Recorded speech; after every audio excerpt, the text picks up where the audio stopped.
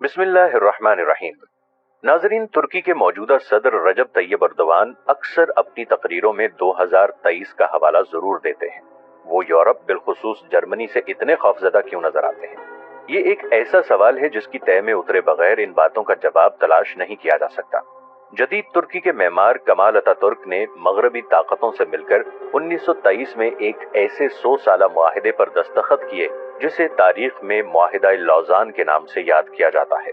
इस मुआहिदे की रूह से खिलाफत उस्मानिया खत्म कर दी गई और तीनों बर्रे आज़मों में मौजूद खिलाफत उस्मानिया के असासों और इमलाक से भी दस्तबरदारी इख्तियार कर ली गई थी। 2023 में ये मुआहिदा खुद ब खुद अपनी मुद्दत पूरी होने पर खत्म हो रहा है। ये मुआहिदा लौज़ान जंग अजीम अव्वल की फातेह कुव्वतों ने आपस में ही तय किया था और दस्तखत कमाल अतातुर्क ने करके मोहर तस्दीक सब्त कर दी थी। उस वक्त सूरत हाल ये थी कि फातेह कुव्वतें तुर्की के बड़े हिस्से पर काबिज थीं। इन कुव्वतों में से बरतानिया ने वो खतरनाक और जालिमाना शराइत मुआहिदा लौज़ान में शामिल करवाईं जिनकी रूह से हाथ पांव बांधकर तुर्की को यूरोपी ममालिक का महकूम बना दिया गया था। तुर्की अगले 100 साल तक इस मुआहिदे को निभाने का पाबंद करार पाया। इस मुआहिदे के चीदा चीदा निकात ये थे। नंबर 1, खिलाफत उस्मानिया फौरी तौर पर खत्म कर दी जाए। सुल्तान और उनकी फैमिली को तुर्की से जलावतन कर दिया जाए। नंबर 2, खिलाफत उस्मानिया की तमाम इमलाक और असासे जब्त कर लिए जाएं, जिसमें सुल्तान की जाती इमलाक भी शामिल हों। नंबर 3, रियासत तुर्किया मुस्तकबिल में एक सेकुलर रियासत होगी। इसका दीन इस्लाम, खिलाफत उस्मानिया और इस्लाम से कोई ताल्लुक नहीं होगा। नंबर 4, तुर्की अपनी सरजमीन और समुद्री हुदूद में तेल की तलाश नहीं कर सकेगा और अपनी जरूरत का तेल दूसरे मुल्कों से मंगवाने का पाबंद होगा। नंबर 5, अबनाए बास्फोरस आलमी समुंदर में शामिल होगा और तुर्की यहाँ से गुजरने वाले बहरी जहाजों से किसी भी किस्म का कोई टैक्स वसूल करने का मजाज नहीं होगा। यहाँ याद रहे कि बास्फोरस बहरा अस्वद, बहरा मरमरा और बहरे मुतवस्सित के दरमियान में वो समुंदर है जो आलमी तिजारत का मरकजी रास्ता है, जहाँ से बहरी जहाजों के जरिए दुनिया की कसीर तिजारत होती है। दूसरे लफ्जों में इस बहरी रास्ते को वो अहमियत हासिल है जो मिस्र की नहर सुइज को दुनिया में हासिल है। तारीख इस बात की शाहिद है कि तुर्की में फौज और अदलिया के बाहमी मिलाप में तुर्क मुआशरे को किस कदर मजबूती से जकड़ रखा था कि वहाँ खुलेआम कुरान पाक पढ़ने की भी इजाजत नहीं थी, और अगर सिक्योरिटी इदारों को पता चल जाता कि किसी घर या मकाम पर कुरान की तालीम दी जा रही है तो वो घर ही बहक़ सरकार जब्त कर लिया जाता था। नमाज के हवाले से भी कहीं नरमी देखने में नहीं आई, जबकि रोशन ख्याली का इस कदर चर्चा था कि सर पर दुपट्टा पहनकर किसी भी सरकारी तकरीब, स्कूल, कॉलेज में जाना सबसे बड़ा जुर्म तस्वुर किया जाता था। इस सख्त गिर मुआशरे में तैयब अर्दवान से पहले भी 2-3 बार इस्लामिक जहन रखने वाले सियासी जमातों ने अवाम के वोटों से हुकूमतें तो बना ली, लेकिन ये हुकूमतें अदलिया और फौजी ब्यूरोक्रेसी ने मिलकर खत्म कर दी और इस्लामी जहन रखने वाले अफराद को मश्क सितम बना डाला। तैयब अर्दगान का वजूद यकीनन ऐसे तुर्क मुआशरे के लिए एक नेमत गैर मुतकर्रबा की हैसियत रखता है, जिन्होंने ऐसे सेकुलर और सख्त मुआशरे में न सिर्फ अपने वजूद को बरकरार रखा बल्कि हर सतह पर सेकुलर रिवायात को आहिस्ता आहिस्ता खत्म कर डाला। तुर्की में जो नाकाम फौजी बगावत हुई थी उसके पीछे भी अमरीका समेत यूरोपीय ममालिक थे। इस बगावत का मुहर्रिक तैयब अर्दगान जैसे इस्लामी जहन के अवामी लीडर को गिरफ्तार करके कैफरे किरदार तक पहुंचाना था। जिस तरह मगरबी ममालिक ने मिस्र में सदर मर्सी की हुकूमत का तख्ता उलटकर वहां एक अमरीकी पिट्ठू मिस्री जर्नैल बिठा दिया और मर्सी को अदालत की जानिब से कभी सजाए मौत और कभी उम्र कैद की सजा सुना दी गई। मिस्र की फौजी बगावत को एक मिसाल बनाकर तुर्क मुआशरे में होने वाली तब्दीलियों का जायजा लिया जा सकता है। ये तो अल्लाह ताला का एक करम हुआ कि अवाम के शदीद रद्द अमल के बिना पर तुर्की में फौजी बगावत को कुछ इस तरह कुचल दिया गया कि तारीख में इसका जिक्र हमेशा के लिए महफूज हो गया और दुनिया ने देखा कि जब अवाम किसी नजरिए या अवामी लीडर का तहफ्फुज करती है तो टैंकों, तोपों और जहाजों से लैस फौज भी राख का ढेर साबित होती है। फौज के सामने खड़ा होना कोई मामूली बात नहीं है। फिर मुस्लिम ममालिक के अवाम तो फौजी बगावत पर मिठाइयाँ तकसीम करने में मशहूर हैं। बतौर खास पाकिस्तान में जितनी मर्तबा भी मार्शल लॉ नाफिज हुआ तो अवाम ने मुजाहमत की बजाय हमेशा मिठाइयाँ बांटकर अपनी खुशी का इजहार किया। इस एतबार से रजब तैयब अर्दगान दुनिया इस्लाम के वो हीरो हैं जिनकी पुश्त पर तुर्क अवाम खड़ी हो गई। जिस तरह अवाम और पुलिस वालों ने बागी फौजियों को टैंकों से निकाल कर दुर्गत बनाई, इसको सदियों तक भुलाया नहीं जा सकेगा। अगर ये कहा जाए तो गलत ना होगा कि तुर्क कौम एक बार फिर अर्दगान की क़यादत में सल्तनत उस्मानिया के ज़हूर की जानिब लौट रही है।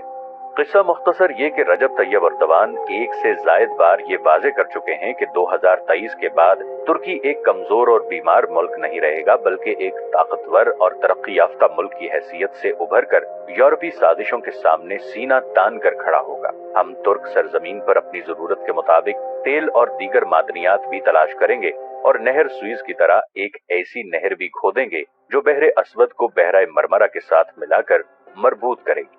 इस नहर की खुदाई के बाद तुर्की यहाँ से गुजरने वाले हर बहरी जहाज से टैक्स वसूल कर सकेगा, जिससे तुर्क मईशत मजबूत से मजबूत तर होगी।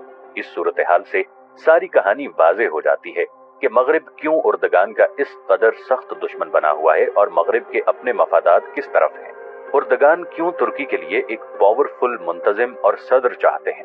तैयब उर्दगान का ये ख्याल बिल्कुल दुरुस्त है कि लूला लंगड़ा और कमजोर सदर तुर्की के लिए ज्यादा जुर्रतमंदी से अहम तरीन फैसले नहीं कर पाएगा और न ही यूरोपीय ममालिक की साजिशों का मुकाबला करने की उसमें जुर्रत होगी। ये बात तुर्की के मफाद में है कि अमरीकी तर्ज पर सदारती इख्तियारात से लैस तुर्क फौज का कमांडर इन चीफ और कौम का एतमाद रखने वाला सदर हो, जो आलमी सतह पर तुर्की को उसका आबरूमंदाना मकाम दिला सके। अगर ये कहा जाए तो गलत ना होगा कि तैयब उर्दगान जैसे अजीम लीडर दुनिया में बहुत कम दिखाई देते हैं। उनकी अवामी मकबूलियत को देखकर ईरानी इनकलाब की याद ताज़ा होती है, जिसमें इमाम खुमैनी ने शहनशाह रजा पहलवी जैसे अमरीकी पिट्ठू का बिस्तर कुछ इस तरह गोल किया कि इसे दुनिया में फिर कहीं पनाह नहीं मिली।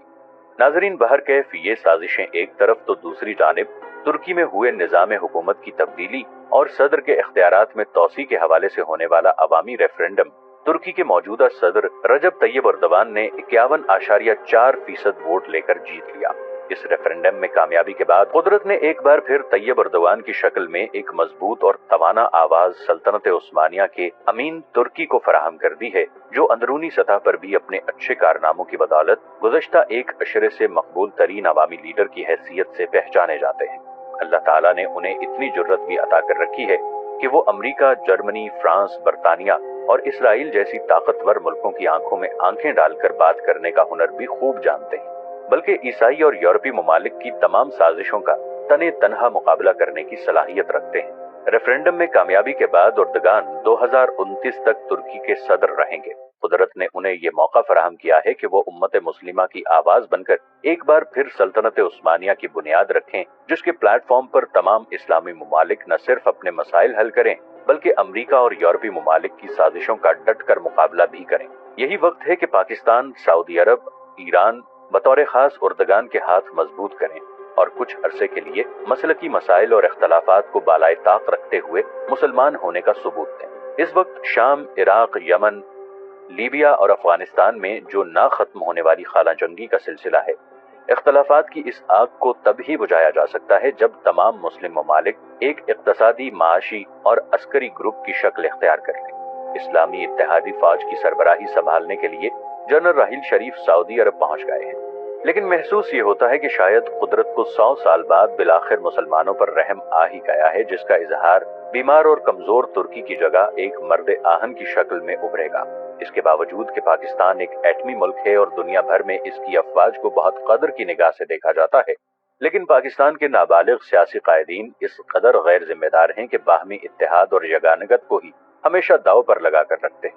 दुश्मन की साजिशों को नाकाम बनाने की बजाय वो आपस में ही उलझते रहते हैं। यही वजह है कि पाकिस्तान एटमी मुल्क और गवादर जैसे मकाम रखने के बावजूद सियासी अदम इस्तेहकाम का दिन ब दिन शिकार होता जा रहा है।